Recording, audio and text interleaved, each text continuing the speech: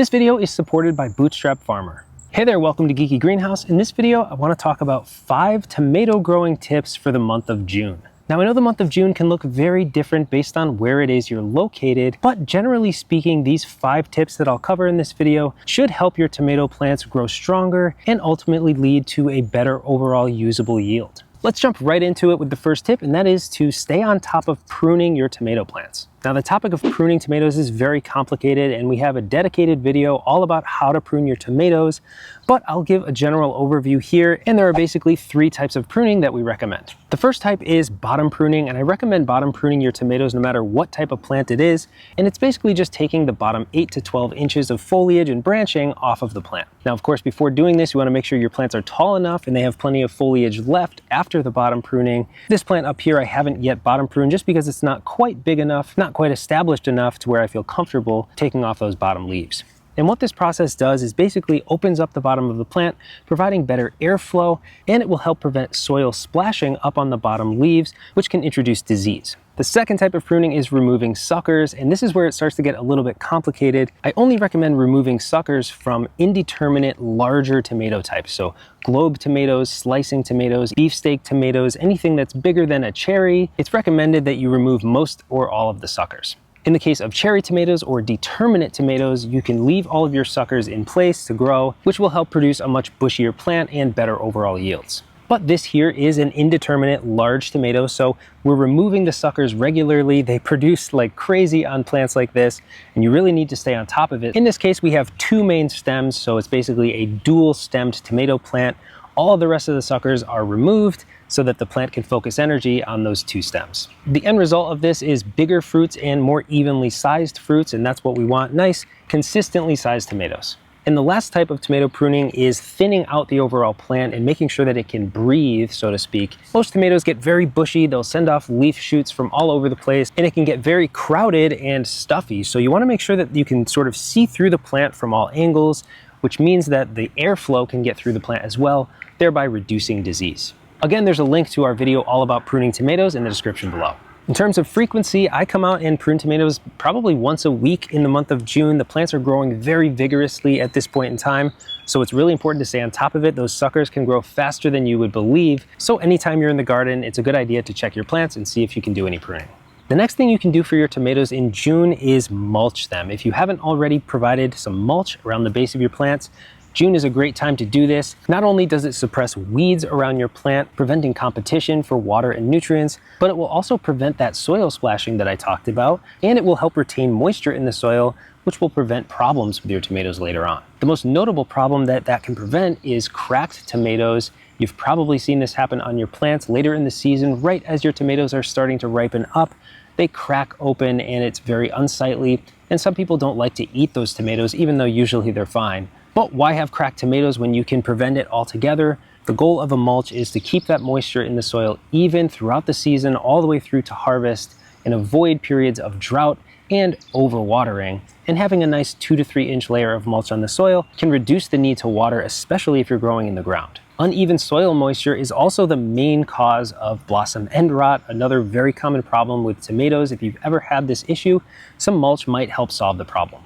When it comes to the best types of mulch for tomatoes, we like using straw, leaf mulch, or even sometimes our own grass clippings after drying, but you can also use pine needles or wood chips. The next thing you can do for your tomatoes in June is to consider providing them with some shade. Now, here in New England, we're not quite there yet. It's not that hot in the month of June for us, but in other parts of the country and in the world, it gets very hot in June, and your tomatoes don't necessarily like that heat.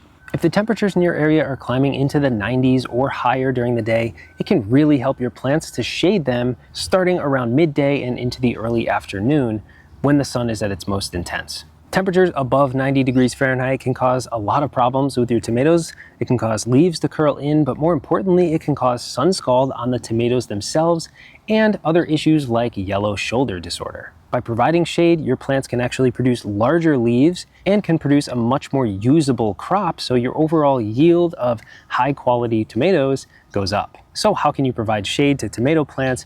Well, if you're growing in containers, it's pretty easy. You can just move them to a shaded spot in the midday and early afternoon, maybe under a tree or next to a building on the east side where the sun isn't hitting. Or if you're growing in a raised bed like this, you can use shade cloth. Now that brings me to the sponsor of this video, Bootstrap Farmer. They have many different options of shade cloth, which are perfect for shading tomatoes and many other crops as well. I'd highly recommend using white shade cloth for your tomatoes because it doesn't absorb as much of the heat from the sun, so it's going to reduce the temperature around your plants. But more importantly, it's going to block some of the UV radiation, preventing that sun scald and yellow shoulder disorder. This is what white shade cloth looks like. It's essentially a mesh. This is a 50% shade cloth, which blocks about half of the light and a lot of the UV radiation, but it also allows for airflow throughout your garden, which is really important for tomatoes. So you can suspend the shade cloth above your tomatoes in a number of different ways. You can wrap it around your tomato cages or simply drape it over the plants using some stakes. If you do happen to have hoops over your raised beds, Bootstrap Farmer also makes some great clips to attach the shade cloth over your low tunnels, which works for a wide range of other fabrics as well. If you're interested in using some shade cloth or many other great gardening products, check out the links in the description to Bootstrap Farmer, and thanks to them for sponsoring this video. Another really important thing to do in June for your tomatoes is fertilize your plants, especially plants grown in containers where the nutrient supply is more limited. I really like using liquid nutrients for container grown tomatoes like this fish fertilizer. It's a 5-1-1, so plenty of nitrogen, a little bit of phosphorus and potassium as well.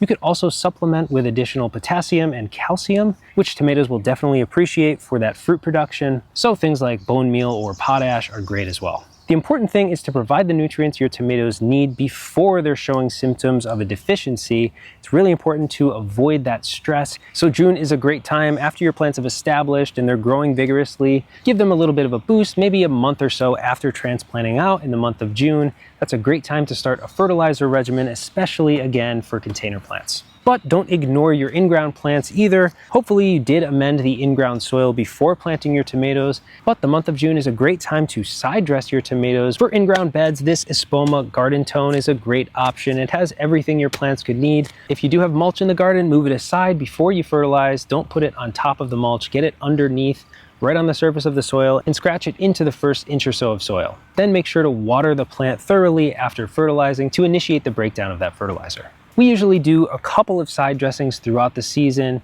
in addition to the original amendments that we do before transplanting. So that's 3 separate occasions where we're fertilizing our in-ground tomatoes.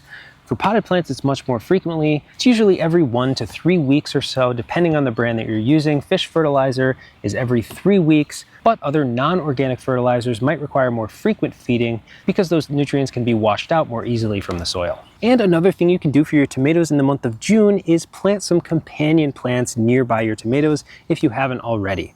We highly recommend planting flowers. We have some alyssum planted right along the base of this tomato plant. I just harvested before this video a huge head of lettuce that was sitting right here, and that was actually using the shade of the tomato so that that wouldn't get as hot. And of course, basil is one of the most common tomato companion plants. This is a different variety of basil. It's sort of variegated with purple and green. Other great tomato companion plants include garlic, onions, peppers, many other herbs including thyme, chives, and especially flowering plants like zinnias, cosmos, and of course we love alyssum as a companion. The goal of any companion plant is to attract beneficial insects or in one way or another form a symbiotic relationship between the two plants. So in the case of a head of lettuce next to our tomato, we were using the shade from the tomato plant to benefit the lettuce, but in the case of alyssum, these plants are amazing at attracting hoverflies. We always see them covered in hoverflies, which feed on things like aphids, which can impact your tomatoes. So it's never too late. The month of June is definitely early enough to go out to the nursery or even plant from seed things like alyssum and other flowering plants to benefit your tomatoes. Let us know how your tomatoes are looking. Ours are looking beautiful for this time of year here in New England. We've already got some baby tomatoes on this plant right here, and hopefully we'll be harvesting our first ripe tomatoes by the 4th of July. Thanks so much for watching Geeky Greenhouse, and I'll see you next time.